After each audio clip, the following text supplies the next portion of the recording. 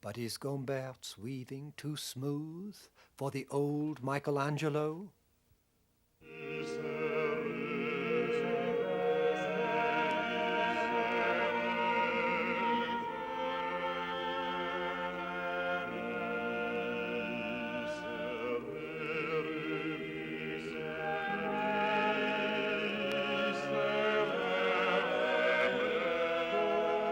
On the other side is the tonal defiance of the chromaticists, of whom Vicentino by 1555 had composed motets and lamentations entirely in the half-tone scale, not to mention his theoretical quarter tones.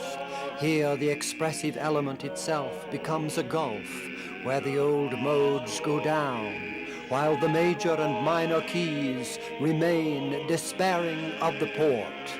Who but Michelangelo could so have fused the antinomies?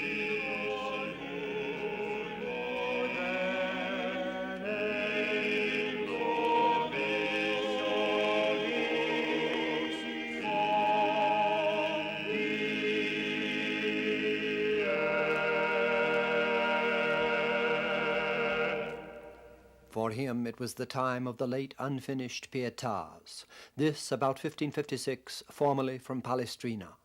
As Vasari says, his judgment was so exacting that nothing satisfied him. He finished few statues in his manhood, the completed ones having been done in his youth. Of course, Michelangelo's reasons for leaving works unfinished varied from case to case, but the larger significance remains, as with all vital drifts, emergent from the particular and accidental. The late drawings perhaps give the clearest sign of his break with the determinate. Here is no question of a recalcitrant material, forced abandonment, lack of funds. The artist might have rendered his vision with whatever finish it required. Yet even in so swift a medium, he preferred to hint by cloudy blurrings at solemnities beyond expression. Through the account of a French traveler, Blaise de Vigenère, we can visualize the old sculptor in the penurious drabness of his room, standing sleepless nights before the marble, a cardboard hat with a candle in it for light, using no models, measurements, or pointings, but breaking into the stone from the front and sides, as if to reach for the enshrouded form. De Vigenère wrote, "I saw Michelangelo at work. He had passed his 60th year. He was actually 75, and although he was not very strong, yet in a quarter of an hour he caused more splinters to fall from a very hard block of marble than 3 young masons in 3 or 4 times as long. No one can believe it who has not seen it with his own eyes, and he attacked the work with such energy and fire that I thought it would fly into pieces. With one blow he brought down fragments 3 or 4 fingers in breadth, and so exactly at the point that if only a little more marble had fallen, he would have risked spoiling the whole. And spoil it he frequently did, at least to his own judgment, chipping too deep or striking a flaw. Then the work would be abandoned, one of many pregnant becomings, stone ruins testifying to a search for the ungraspable, more poignantly expressive than all the completed works others were so facile in." Sometimes, more terribly, the sculptor would become the enraged Saturn devouring his children, as with the Florentine Pietà, on which de Vigenère had probably seen him working, and which Michelangelo intended for his own tomb. It is Vasari who lets us reconstruct the scene of the violent old man, having come to hate this ripest but imperfectible work of his hand, raging over it in the dark room, breaking it with the mallet, the brooding face of Nicodemus sorrowing over the Christ, the artist's image of himself and his sorrow, yet stranger still, hinting at God the Father suffering over his world, "For it repenteth me that I have made them." Or as Lear would take it from Jehovah, "Crack nature's molds, all Germans spill at once that makes ingrateful man." So the sculptor stands, the work in fragments before him, and as Vasari says, would have smashed it to atoms had not Antonio, his servant, asked for it. Thus it was turned over to a clever botcher, Tiberio Calcagni, who, as a price for cementing it together, tried to finish it, spoiled the figure of the Magdalene with polishing, and would have ruined it all, except by good luck he caught the plague and died. Indeed, the universal process of which we have made Michelangelo and his art paradigms is not merely a building, but a destroying. The Promethean daring goes hand in hand with the Phaetonian fall.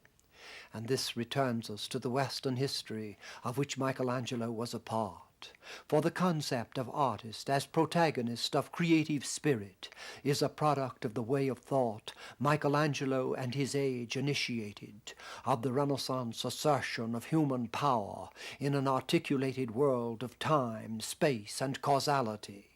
And this assertion was to run its course through sundry debacles and somber spiritual returns, of which none is more deeply moving than the tragedy and transcendence of the late Michelangelo, in whom the youthful pride of the Renaissance David grows to the brooding but noble mask of Nicodemus, and then abandons outward form in the dimensionless grief of the Rondanini Pietà, 1550 to 64, this unfinished marble sabotaged and remade 6 days before the artist's death. Against that twice-quoted line, soul can only mount by the beauty of earth, comes the break of a final sonnet. Not any mastery of paint or stone can ease the heart that sees how love divine spreads on the cross to gather us, his arms. Ne pinger, ne scolpir, fia più che quieti, l'anima volta a quell'amor divino, qu'aperse a prender noi in croce le braccia. In music, the chromatic shorelessness of Vicentino would climax in Gesualdo's Responsories, 1611.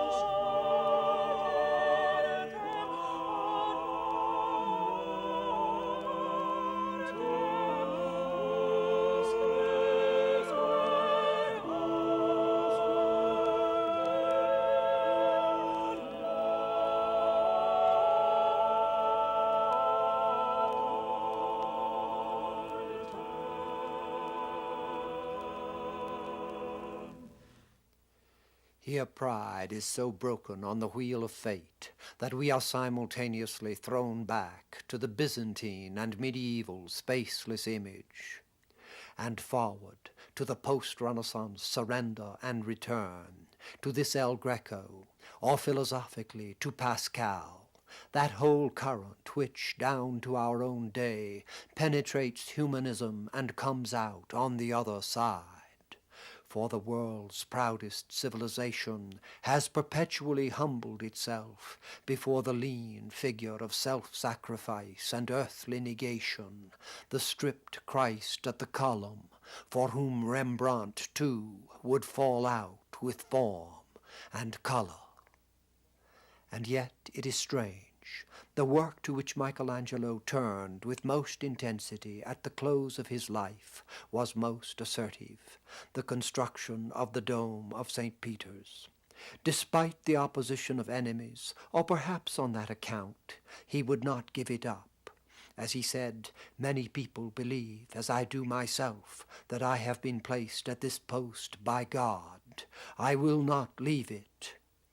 Did the impersonality of the dome, which needed for its realization only to be engineered, lead the artist beyond that frustrating involvement in the image of man? He was obviously aware of the series of mystically directed domes from the Pantheon, formed as Christianity opened its inner space in the soul of Rome. Through Hagia Sophia in 6th century Constantinople, to the proud Brunelleschi dome of the Florence of his youth. It is as if he sensed the symbolic values Yeats has expressed in his poem Byzantium. A starlit or a moonlit dome disdains all that man is, all mere complexities, the fury and the mire of human veins. Was the demand of spirit which drew him to the dome, that ultimate vaunt and abstract music to the divine, also fulfilled in the last broken carving of his age? The Rondanini Pietà leaps past art, sending up an incredible flash in its surrender. Here is the denial that reverses itself in human value, as when Lear's pride is crushed. Come, let's away to prison. We two alone will sing like birds in the cage. This pity and transcendence has gone beyond the medieval breaking of pride and its somber return to faith, just as Shakespeare was to go beyond that and beyond Renaissance tragedy. Did Michelangelo also win through into a new realm of reconciling tenderness? It is hard to know. Certainly he did not live in quite the time or place to make of that emergence a utopian romance. Shakespeare was the first to come far enough out of the Renaissance vortex to sing the brave new world of human love, wisdom, and power beyond. But Michelangelo has hinted at something in these fragments shored against his ruin. Conversely, in the youthful David, from the time of his own pride and the last free pride of his city, Florence, he inevitably suggested the tension and debacle to follow, which was already laboring in his soul. That is what makes the David more than a well-wrought image of civic power. The whole Michelangelo is there, in that tour de force of his youth, just as the whole man is in the last fragmented work of his age. It is the strangely troubled face of the David that foreshadows the future, as the poignance of Botticelli invited Savonarola. If this is the Promethean giant, he bears with him the old Augustinian flaw and ground of reversal, even this testimony that God humbles the proud. Humbles, and yet to add heresy to Augustine, by that humbling translates them into gods. Upon such sacrifices, my Cordelia, the gods themselves throw incense. Yet why call it heresy? Had not Paul said, because the creature itself shall also be delivered from the bondage of corruption into the glorious liberty of the children of God? And was not this the fire through which the classical Prometheus walked, and emerged Dante, Michelangelo, Beethoven, Blake, avatars of messianic flesh? Or, from the time of the David itself, Josquin's Hercules Mass,